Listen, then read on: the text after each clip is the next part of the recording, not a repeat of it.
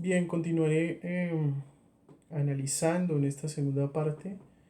el texto de Arturo Andrés Roig, texto de 2002, titulado Pensar la mundialización o repensar la mundialización desde el sur. Habíamos dicho, habíamos tocado dos de los tópicos que configuran su argumentación en torno a la idea de que el repensar la mundialización del sur parte de reconocer como categoría geohistórica la dicotomía norte-sur y que los conceptos de mundo y de globalización serían como conceptos que consideraríamos alternativos para pensar la realidad contemporánea respecto de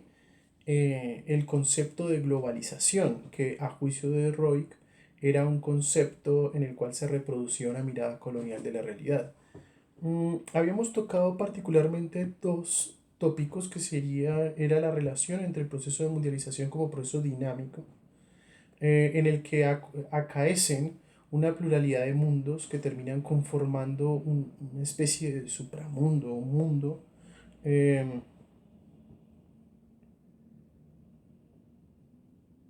con el lenguaje, es decir, la relación entre mundialización y lenguaje en la medida en que el problema de la comunicación entre los diversos mundos se convierte en un problema fundamental a la hora de pensar concretamente y complejamente, diría yo, dialécticamente incluso, el proceso de mundialización. El otro asunto era el hecho de que la infraestructura objetiva de la producción y de la tecnologización de las relaciones sociales en tanto todo esto constituye un proceso histórico, estaría a la base o sería la infraestructura objetiva del proceso de mundialización. Y que esa reproducción o esa producción material y tecnológica del proceso de mundialización produce una serie de jerarquías que tienden a la exclusión o a generar un sistema de relaciones sociales que es excluyente, opresivo y marginalizador, por lo cual habría muchas víctimas en ese proceso. Y esta mirada que Roy, digamos, asumía con respecto al proceso de mundialización, nos permitía a nosotros, o sea, a mí y a otros como yo, pensar, ¿no?, las condiciones efectivas de una transformación social eh, que pudiese, lo veremos más adelante, de corresponder mejor con una pretensión de justicia, con una pretensión de verdad y con una pretensión de bondad,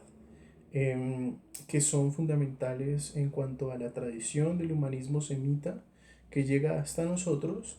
y nosotras por vía de la filosofía de la liberación, pero eso lo miraré más adelante.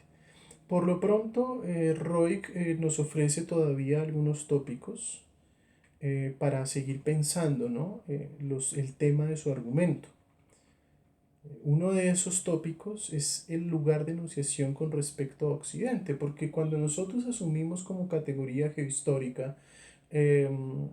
la dicotomía norte-sur y nos posicionamos en el sur, es decir, asumimos como lugar de enunciación el sur para cuestionar la hegemonía del norte, que sería justamente la pauta globalizadora que estaría jerarquizando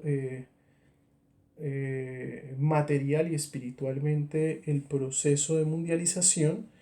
mm, ese lugar de enunciación tendría que apuntar hacia la determinación exacta de qué es esa hegemonía, de qué es ese norte, ¿no?, que se vuelve dominante, se vuelve hegemónico. Entonces, en ese punto, la palabra occidente, que nosotros solemos nombrar mucho para nombrar justamente la pauta hegemónica en la cultura de la modernidad, mmm, se vuelve problemático. Entonces, asumiendo este lugar de enunciación en la periferia y reconociendo que el proceso de mundialización como un proceso dinámico de la modernidad, histórico y dinámico de la modernidad, no se reduce a la mundialización hegemónica que sería la globalización, habría entonces que entender que fenómenos como el eurocentrismo, desde el punto de vista de la representación histórica de la evolución del pensamiento, sería algo así como una patología, ¿no?, de la cultura, que mantendría el pensamiento en un estado de inconsciencia. Y lo otro sería esta partición tan propia de la cultura occidental y de sus relatos o de sus discursos de saber, que sería la distinción entre un occidente y un oriente, ¿no? Especialmente bajo el entendido de que la cultura hegemónica, es decir, la cultura que representa el progreso y hasta cierto punto la superioridad cultural, sería la cultura occidental, o el proyecto civilizatorio de la modernidad que se actualiza en la hegemonía de Occidente. Yo diría que esto, digamos, llevando al límite lo planteado por Roig, uno podría pensar entonces en que tiene algún fundamento la investigación sobre las diversas modernidades. Y no porque la modernidad como tal, es decir, la modernidad hegemónica, o que está pautada hegemónicamente por la occidentalización, pueda ser, digamos, fragmentada y separada de otros fragmentos que configurarían a la modernidad. Me parece que el proceso de la modernidad es un proceso supremamente complejo. Y en la medida en que es un proceso supremamente complejo, hay que aprender a leerlo, a interpretarlo diferencialmente. Yo en ese sentido, digamos, discrepo mucho de las lecturas de la modernidad que tratan de mostrar a esta como un bloque en general, ¿no? Y coincido en eso con la crítica que en especial Santiago Castro Gómez hace a buena parte de la teoría decolonial hoy. Em, pero bueno, digamos que el argumento de Roig pareciera, aunque no se centra especialmente en el problema de la modernidad, pareciera abrir la posibilidad de pensar la modernidad diferencialmente. Luego, la asunción de este lugar de enunciación implica reconocer que en el desarrollo histórico de la modernidad han habido otras categorías geohistóricas que en su existencia efectiva han determinado el curso del desarrollo histórico de la modernidad. Por ejemplo, la categoría de mundo occidental es una categoría que es esclarecedora al respecto, por lo que decíamos antes, que es la nominación de una cierta hegemonía o pauta civilizatoria que sería hegemónica en el proceso de desarrollo histórico de la modernidad. Y por otra parte estaría la categoría de Europa, y sobre todo de la Europa imperial, ¿no?, como una Europa a la que habría que leer e interpretar en su historia para comprender cómo se ha ido configurando el asunto. Un tema, digamos, que me parece problemático en Roig al respecto es el haber situado, bueno, si bien la emergencia de la modernidad la podemos datar entre el siglo XV y XVI,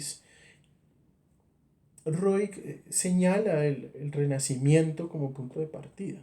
¿no? Entonces eso es lo que uno le hace pensar que en el pensamiento de Roig efectivamente está ausente la teoría del sistema mundo, que es una teoría más compleja desde el punto de vista de la articulación estructural y dialéctica entre el norte y el sur, entre el centro y la periferia, porque desde allí es que la teoría decolonial y la filosofía de la liberación en particular argumenta o fundamenta una lectura de la modernidad como sistema mundo, y en esa medida una lectura de la modernidad como un fenómeno que no es intraeuropeo, sino que es un fenómeno de alcances mucho mayores. El eurocentrismo pues sería la antítesis de la teoría del sistema mundo o de la teoría decolonial del sistema mundo.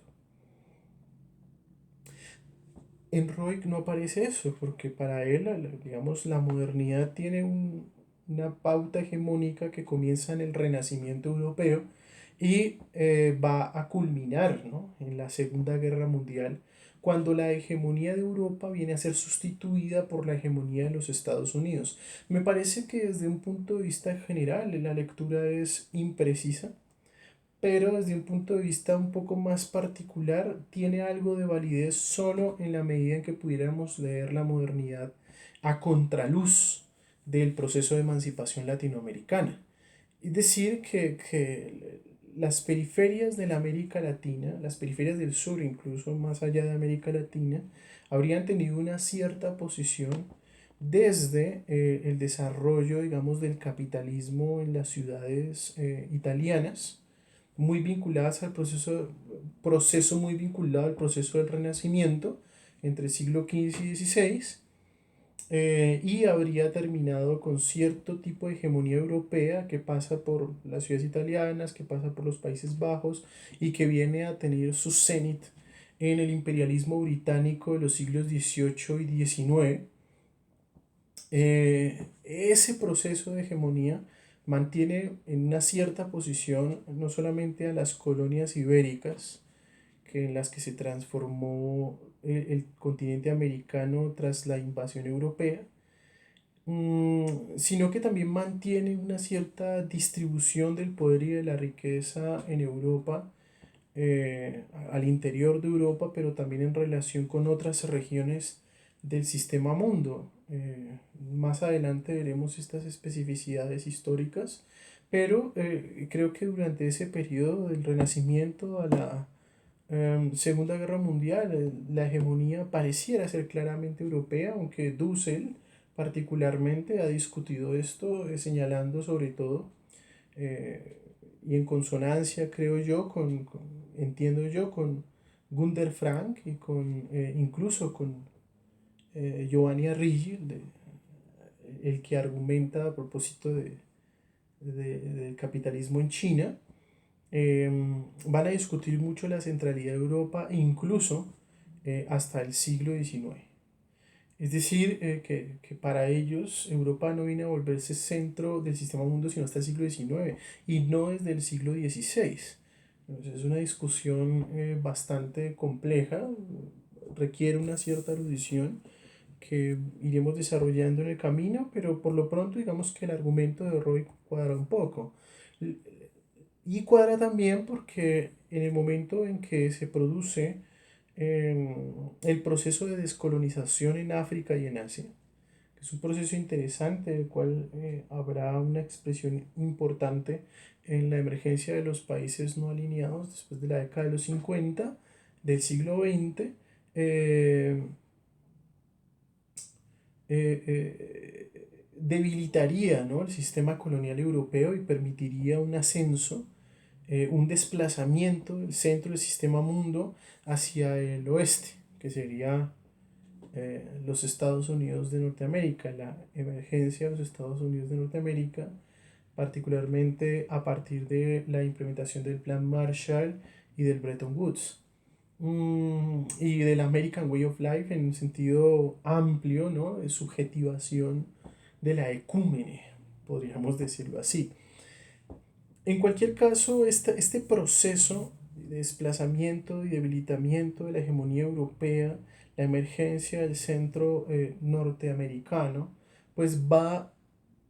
cualificando, va dotando unos determinados contenidos históricos al norte. Por lo tanto, el lugar de enunciación que desde la América Latina se asume en el sur va a ser en relación de oposición a los polos hegemónicos, el norte europeo primero,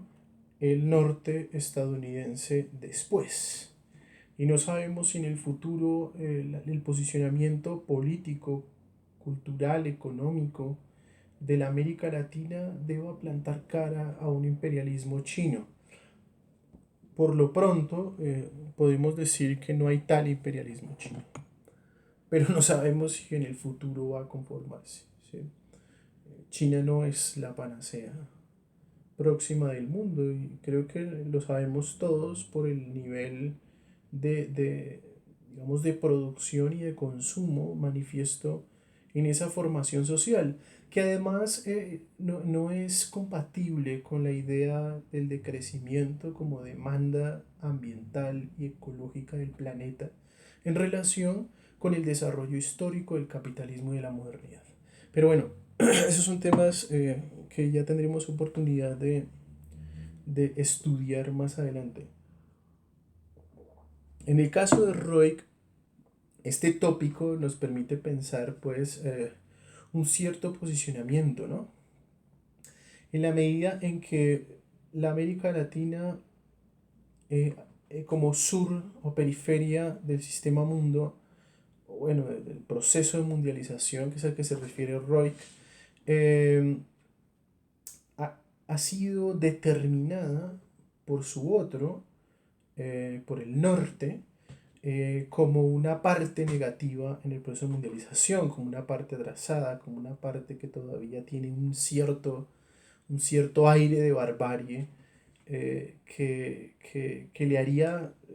casi ser una realidad residual.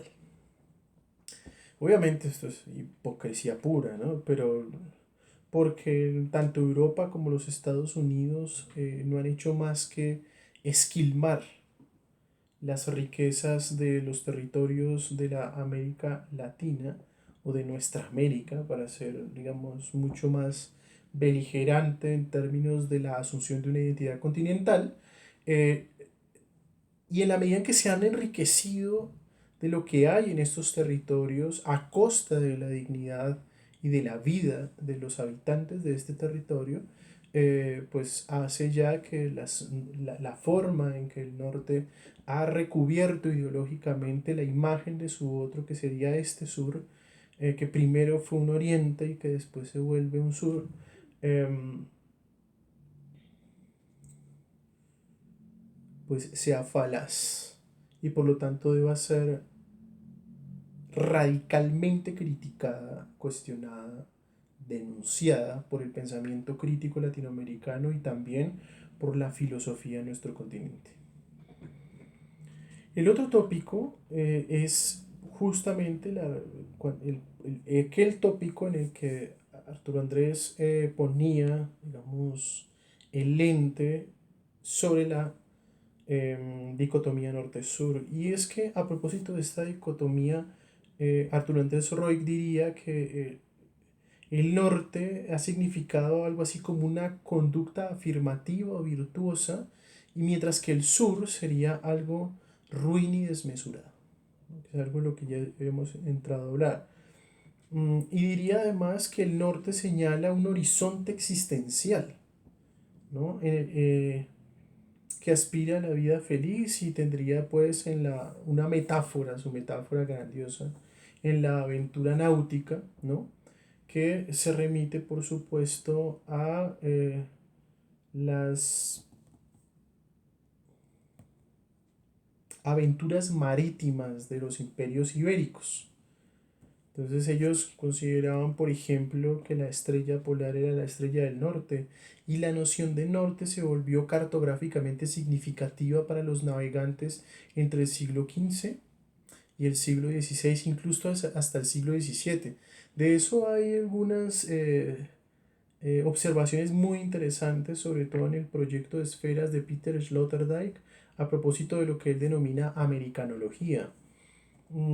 Sería interesante porque según él en el proceso de globalización hay un traspaso definitivo desde lo que él llama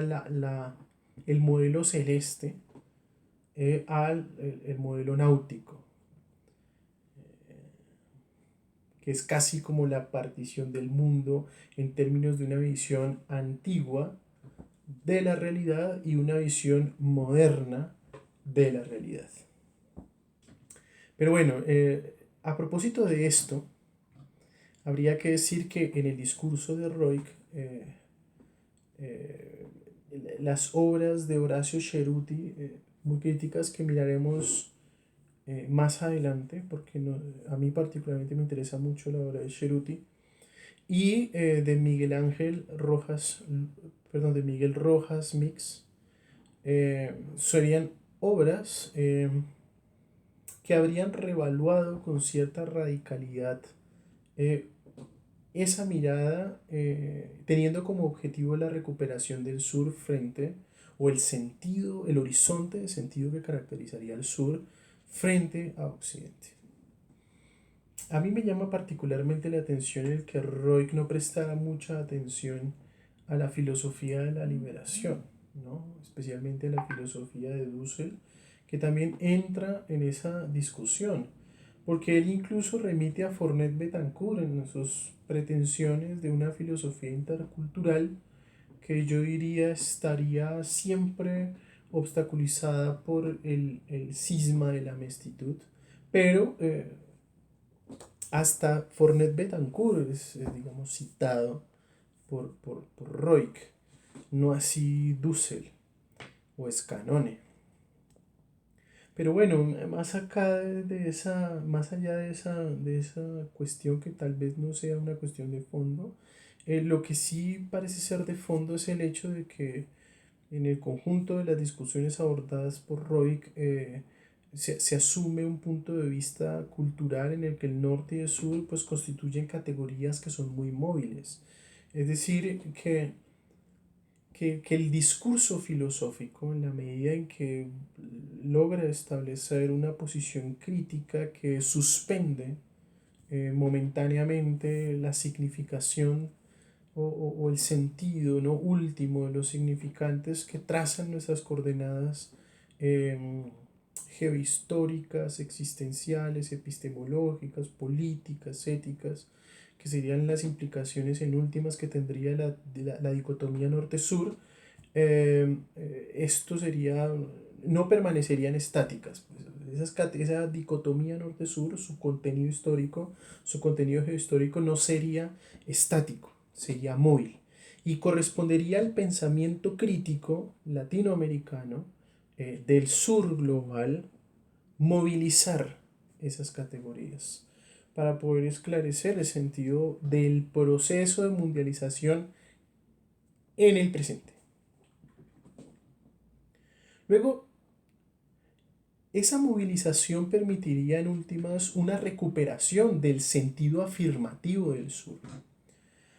Y no habría que hacerse esa recuperación bajo, digamos, la relación que haría el norte como su contraparte negativa. Es decir, que se trata de superar la dicotomía misma en el sentido de su polarización. Eh, y esto se haría, según Roig, a partir de un a priori antropológico, según el cual el sur es el sur.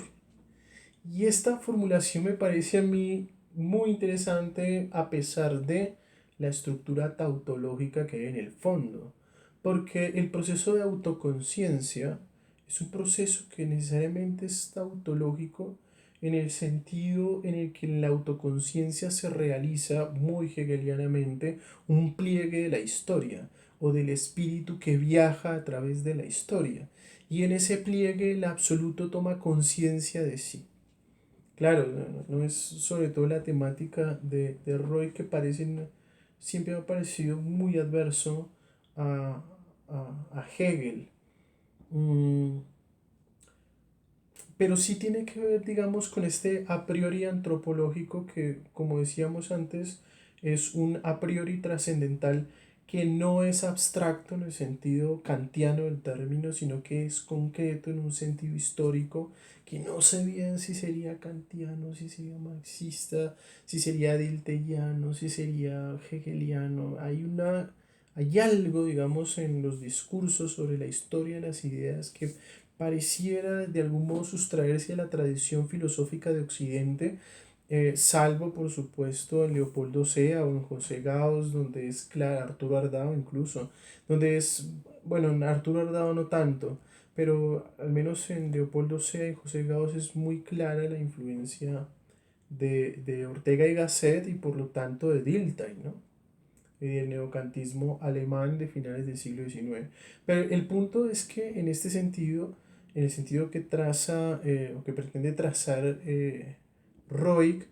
no estaría muy clara esa cuestión, porque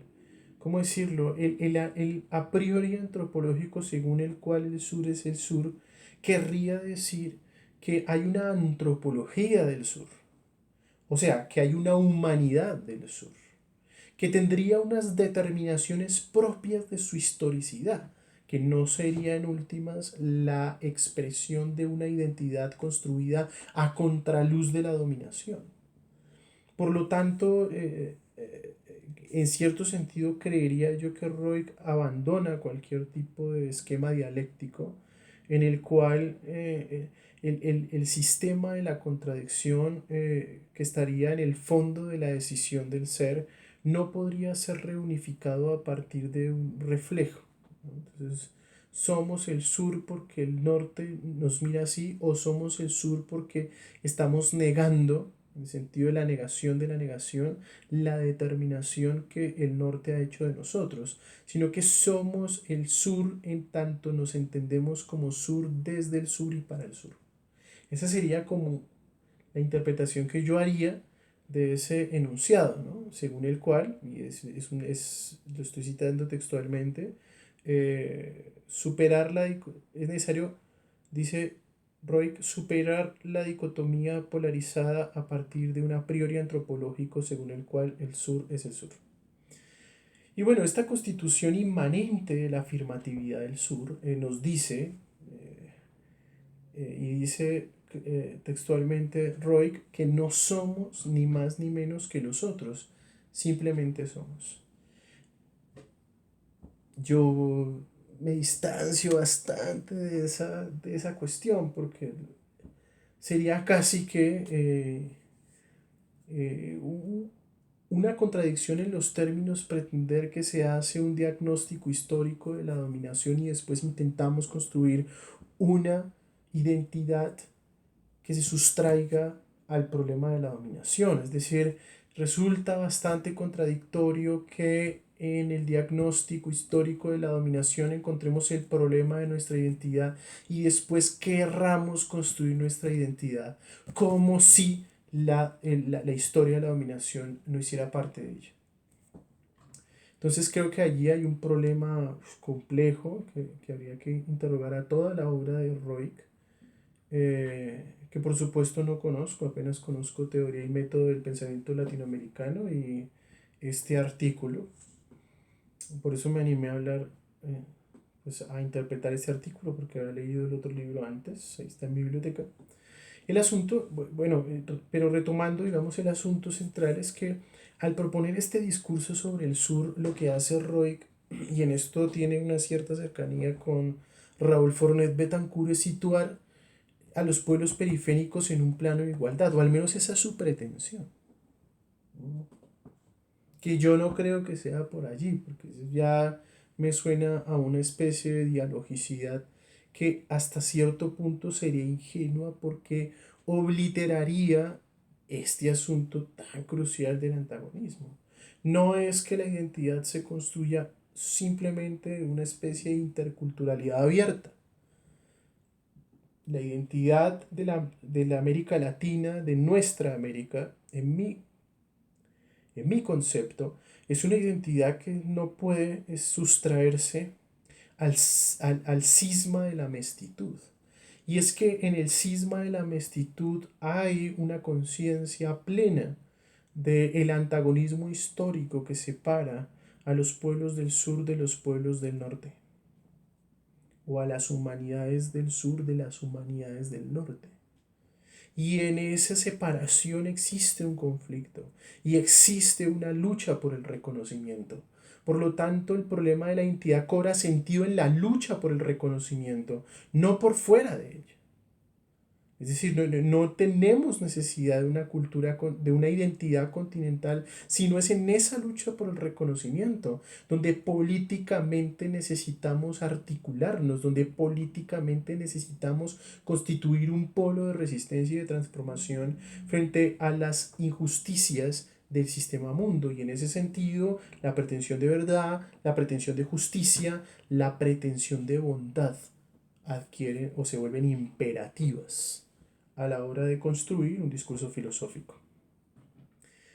Eh, pero bueno, tema complejo. Por último, llamaría la atención sobre un aspecto, un tópico de la argumentación de Arturo Andrés que nos lleva al problema de la unidad y la diferencia. Entonces ahí volvemos a tener problemas con el argumento de Arturo Andrés. Sobre todo porque al situarme yo y otros como yo, al situarnos en el ámbito de la filosofía de la liberación, apelamos más bien a la analógica o a la analéctica para tratar de pensar la relación entre la distinción y la convergencia,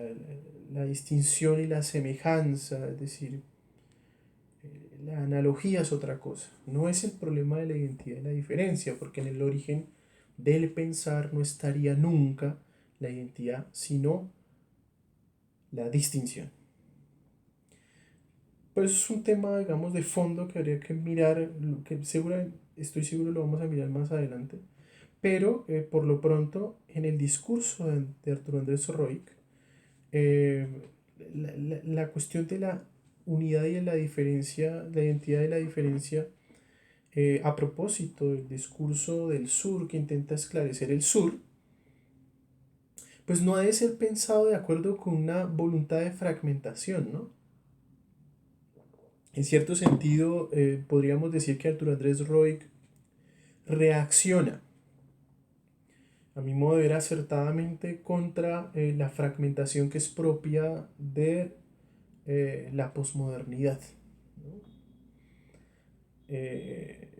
Roig sigue siendo en el fondo un filósofo crítico e ilustrado. No ha caído todavía no cayó porque pues Arturo Andrés Roig falleció hace ya tiempo. No cayó en las aporías teóricas de la posmodernidad a propósito de la disolución de la identidad en la diferencia. Para él no habría nada más pernicioso que los pueblos del sur,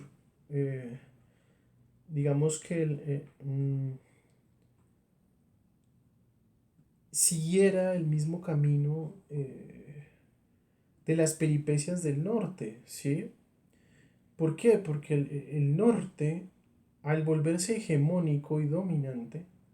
Occidente, la modernidad, la colonización, el capitalismo, todo eso que vemos nosotros pone una pauta hegemónica en el proceso de mundialización, que es un proceso civilizatorio. eh, lo que ha llevado es justamente a la fragmentación de la humanidad, en la medida en que queriendo volverse lo uno, ha terminado radicalizando las posturas de resistencia frente a eso uno. Y al radicalizarlas al interior de la mismidad incluso, cuando hablamos por ejemplo de que la posmodernidad ha sido un movimiento fundamentalmente europeo que tiene una expresión en América Latina, sí, Castro Gómez lo sabemos, pero que no se origina acá. Casi siempre qué sé yo, el discurso genealógico sobre la posmodernidad remite al mayo del 68, pero al mayo francés. Mientras que la genealogía de la resistencia a la modernidad en América Latina remite a los procesos de descolonización que han atravesado, entre otras cosas, toda la historia de la modernidad. No, no es un asunto reciente. Y en ese aspecto, el problema de la transmodernidad a mí me sigue pareciendo que tiene más sentido desde la perspectiva castrogomesiana, según la cual la transmodernización ya vendría siendo un proceso interno de la modernidad que se traza desde sus orígenes y que habría que empezar a rastrear de una manera más precisa para hacer una arqueología conceptual de una filosofía que nos pudiese llegar más allá. Para Castro Gómez se trata del republicanismo transmoderno. Eh, para mí no, por supuesto, pero en el caso de la filosofía de la liberación, la idea de que la transmodernidad es un sistema futuro, una instancia futura, me parece inadmisible. Es decir, no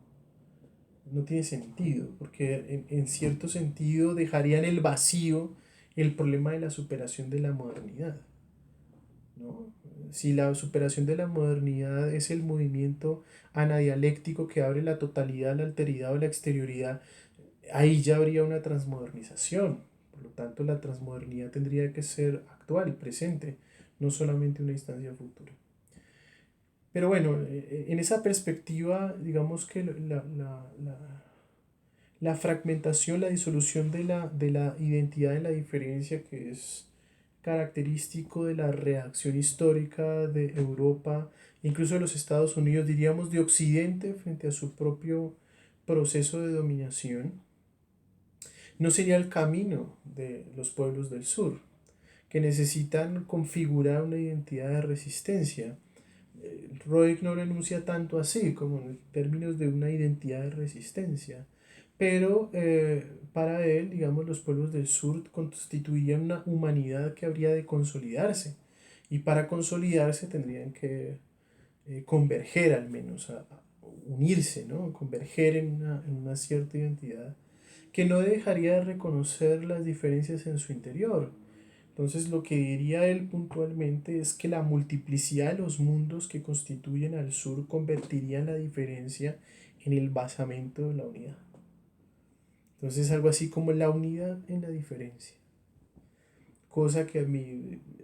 me parece mucho más acertado, mucho más preciso lo que dice Dussel a propósito de la convergencia en la distinción. Pero eso lo veremos más adelante. En cuanto a Roig, a la manera de intelectuales como José Martí, como Victoria Ocampo, como José Vasconcelos, e incluso cita él a Eduardo Caballero Calderón y a Jorge Luis Borges, ¿no? Como modelos de pensamiento, pues el pensamiento de nuestra América tendría que asumir una meditación sobre su propia ontología. Y en esa meditación sobre la propia ontología, el problema de la unidad y la diferencia tendría que esclarecerse. Ahora, citando también a Francisco Miranda, a Simón Bolívar y a Juan Bautista Alberdi, que son como figuras señeras de la historia intelectual de nuestro continente,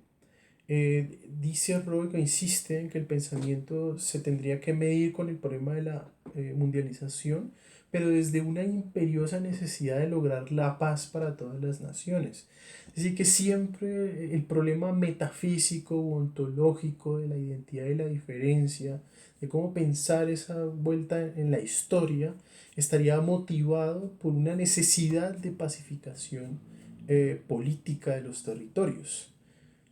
Que obviamente decir pacificación no es decir la eliminación del adversario, como lo han entendido, por ejemplo, los masacradores del régimen señorial en Colombia y en otros países, como lo han entendido los israelíes en territorio palestino, sino más bien la paz supondría la emancipación del pueblo o de la nación en concreto. Y una emancipación que nosotros llamaríamos también liberación, donde el pensamiento del sur pudiese asumir la utopía de un mundo humano emancipado de la negatividad y de la contradicción que hasta el momento habría marcado su historia. Entonces el repensar la mundialización desde el sur tendría todos estos tópicos. Y sería a partir de esos tópicos que podríamos ir configurando una problemática de la filosofía política latinoamericana, que evidentemente no es la problemática de la filosofía política europea, no es la problemática de la filosofía política en los Estados Unidos, quizá haga parte de la problemática de la filosofía política mundial, pero en cualquier caso es la demanda o es la impronta vital que se esboza en la historia intelectual y en la historia práctica de los pueblos, naciones y naciones del sur global. Entonces, hasta aquí, Roy. Siento que al repasar, ¿no?, lo que Arturo Andrés nos ofrece como producto de su pensamiento en este artículo, eh, hemos aprendido mucho. Yo aprendo mucho cuando reflexiono sobre estas ideas, y es allí donde encuentro pues el valor de hacerlo, ¿no?, y de publicar este ejercicio de estudio para quien pueda ser útil. volveré después con otro texto para estudiar y tratando de seguir, por supuesto, la problemática abierta en este repaso. Adiós.